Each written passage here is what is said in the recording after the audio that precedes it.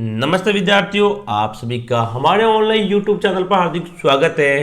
प्रिय विद्यार्थियों, आज हम बात करने वाले हैं उपचारात्मक शिक्षण कार्य पुस्तिका का अंतर्गत कक्षा 9 के गणित विषय की, जिसके अंतर्गत हमारा जो कार्य पत्रक 7 बाकी रह गया था उसकी हम बात करने वाले हैं।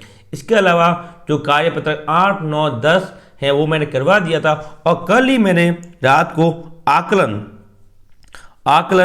एक यानी आकलन फर्स्ट का जो वीडियो है वो मैंने अपलोड कर दिया है। यदि आपने नहीं देखा तो आकलन फर्स्ट का वीडियो आप जरूर देखिएगा और अपनी वर्कशीट में जरूर भरिएगा। तो शुरू करते हैं हम अपनी आज की क्लास। आप सभी विद्यार्थी जल्दी से अपनी जो कार्य पुस्तिका है गणित की वो हाथ में ले ले और एक अच्छी सी पेंसिल ले ले और मेरे साथ निकाले कार्यपत्र 7 और कार्यपत्र 7 को अपन हल करेंगे आज। तो वीडियो को शुरू से लगाकर अंत तक आप पूरा देखना। और यदि आप हमारे यूट्यूब चैनल पर नए हो तो सबसे पहले चैनल को सब्सक्राइब जरूर करें ताकि आपको गणित, अंग्रेजी और विज्ञान तीनों विषयों की जो कार्य पत्रक है, कार्य पुस्तिका मिली है, उन सभी के हल किए हुए वीडियो समय समय पर मिलते रहे। ध्यान रखें, हम 2024 के जो कार्य पुस्तिका मिली हुई है उसको हल करवा रहे हैं। आप निश्चित रहें, सारे कार्य पत्र को हम अच्छी तरह से हल करवाएंगे। देखिए कार्य पत्रक 07 का पहला सवाल।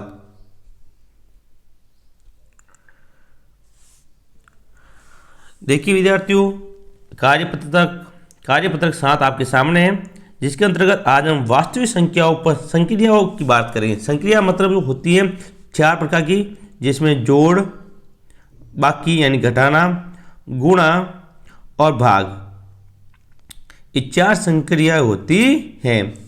ठीक है, तो किस प्रकार से हल करना है तो पहला सवाल देखते हैं, फिर मैं आपको अच्छी तरह से समझाऊंगा कैसे हल करना है। यहाँ पे एक एग्जाम्पल दिया हुआ है, ठीक है ना, कि √3 + √2 और कोष्टक में √5 + √7। कुछ नहीं करना, पहले इस रूट को इन दोनों से गुणा करना है, फिर इस 2 को इन दोनों से गुणा करना है। बस यहाँ पे ये गुणा किया हुआ, क्या किया हुआ था, गुणा किया हुआ है। तो देखिए पहला सवाल, हाँ आप देखो आराम से, 2 √2 + 5 √3 और 2 रूट माइनस 3 √3 को जोड़िए। देखो जोड़ने का निशान क्या होता है, प्लस। क्या होता है, प्लस। तो पहले इसको ऐसे कैसे लिख दिया मैंने, ये दो ऐसे, फिर इनको जोड़ना है तो बीच में लगा दे प्लस, फिर √2 माइनस 3 √3। अब देखो 2 √2 यहाँ पे है और 1 रूट यहाँ पे पड़ा हुआ है, तो कितने हुए, 3 √2। कितने हुए, 3 √2। ये प्लस के है, ये माइनस के, और प्लस और माइनस क्या होता है, माइनस। तो 5 √3 में से 3 रूट चले गए, पीछे कितने रहे, 2 √3 रहे, और बड़ी संख्या प्लस की है इसलिए यहाँ पर आएगा प्लस। ये होगा अपना पहला सवाल। सभी विद्यार्थी अपनी गणित की कार्य पुस्तिका में इसको अच्छी तरह से लिखिए। उम्मीद होगी कि आपको समझ में आ गया होगा।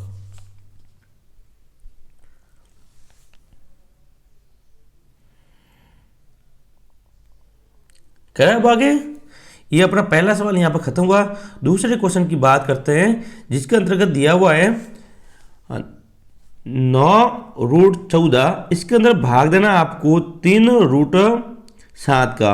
आप सभी को पता है तो 3 का भाग 9 में कितनी बार जाएगा, 3 बार, देखो 3, और √7 का भाग √14 में कितनी बार जाएगा, √2 बार। बस सिंपल सा भाग है और उत्तर आ गई 3 √2। क्या आ गई, 3 √2 आंसर। ये भाग का निशान है, ठीक है ना, ऐसे भाग दिया मैंने, बट्टा में आ नहीं जाता। यदि बट्टा में लिखना चाहो तो आप इस प्रकार से बट्टा में लिख सकते हैं। ओके, नेक्स्ट करूँ आगे। वो 2 सवाल यहां पर खत्म हुए। तीसरा क्वेश्चन देखिए, हाँ अब देखिए तीसरा क्वेश्चन,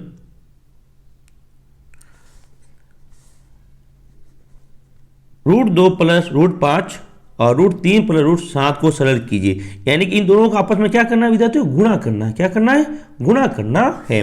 तो मैंने बताया था एक एक संख्या को, पहले इस √2 का गुणा मैं √3 से और √7 से करूंगा, फिर इस √5 का गुणा √3 से और √7 से करूंगा।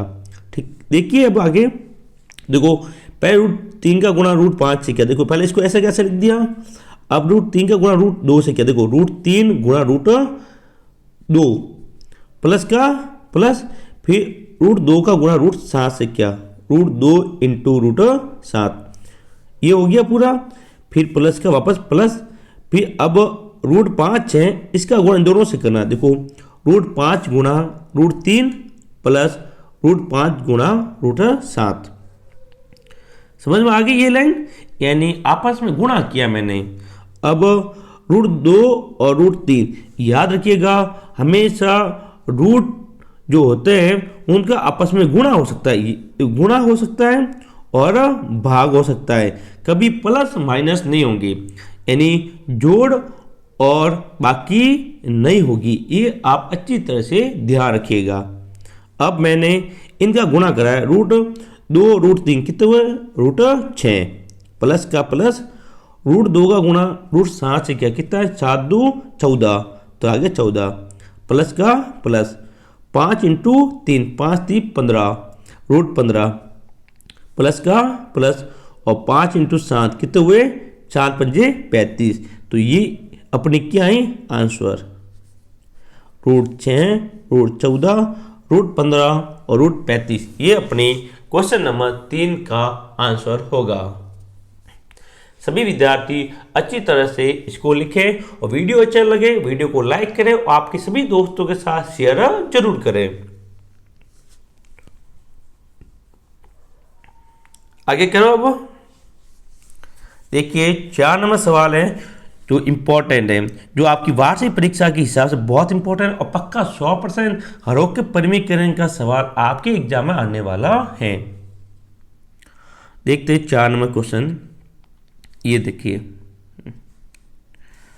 सबसे पहले क्या करना है आपको, ऐसे कैसे लिखो 8 बट्टा √5 माइनस √3।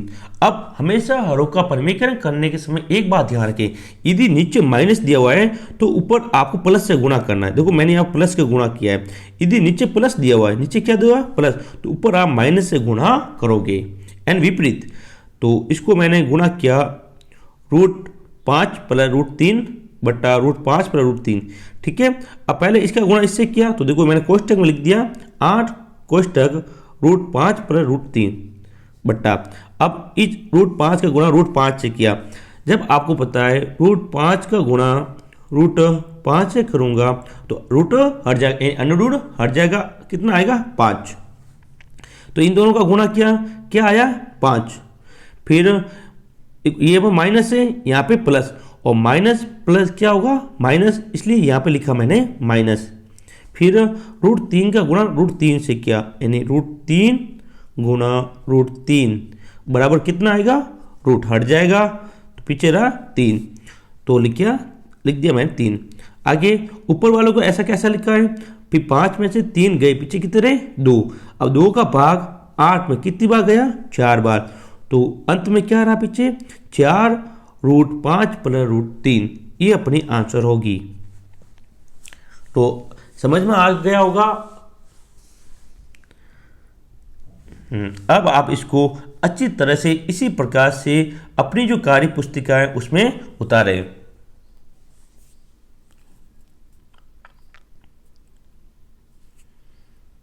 हो गया विद्यार्थियों, अच्छी तरह से उतारेगा, कोई भी गलती ना करें।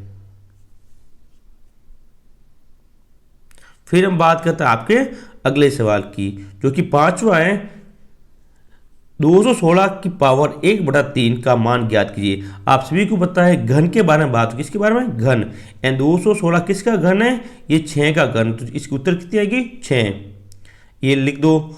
क्वेश्चन नंबर 5 का उत्तर 6 होगा, यानी 6 को 3 बार गुणा करूंगा, 6 इंटू 6 को 3 बार गुणा कितना आएंगे 216 आएंगे। इसको क्यूब बोला जाता है, क्या बोला जाता है, क्यूब बोला जाता है, हिंदी में इसको घन बोलते हैं। और एक सवाल वार्षिक परीक्षा में इस प्रकार का पक्का पूछा जाएगा। आपकी 9th क्लास की गणित में लास्ट जो प्रश्नावली है 1 पॉइंट लगभग 6, उसके अंतर्गत इस प्रकार के सवाल दिए गए हैं, आप जरूर देखिएगा।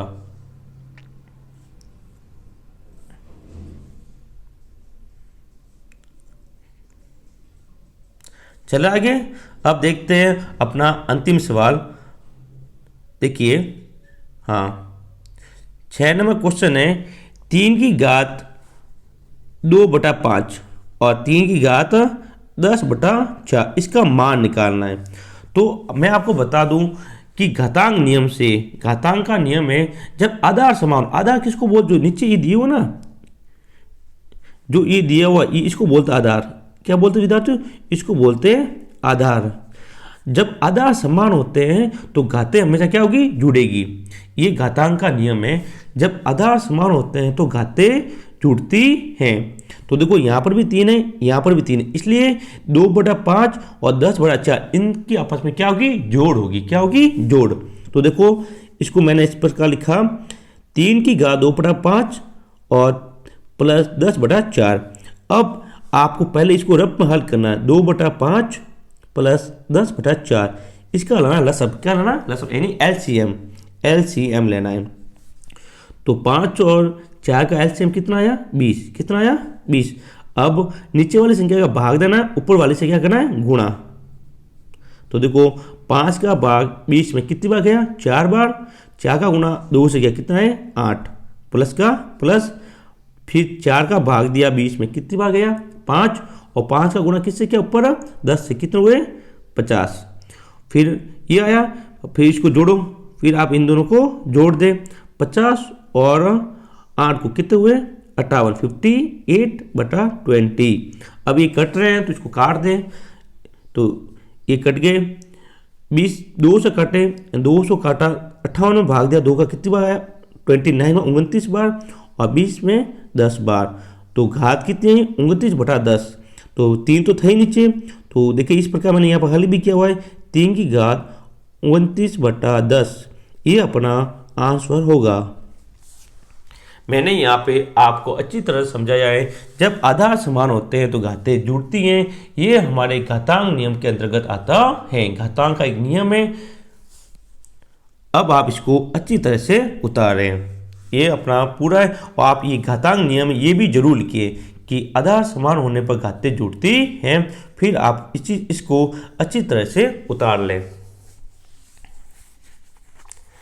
इसी प्रकार विद्यार्थियों अपना कार्यपत्रक 7 यहाँ पर समाप्त होता है। जल्दी हम मिलेंगे अपनी अगले वीडियो में। यदि चैनल को सब्सक्राइब नहीं किया, चैनल को सब्सक्राइब जरूर करें ताकि बाकी वीडियो, बाकी कार्यपत्रक आपको समय पर मिल सके।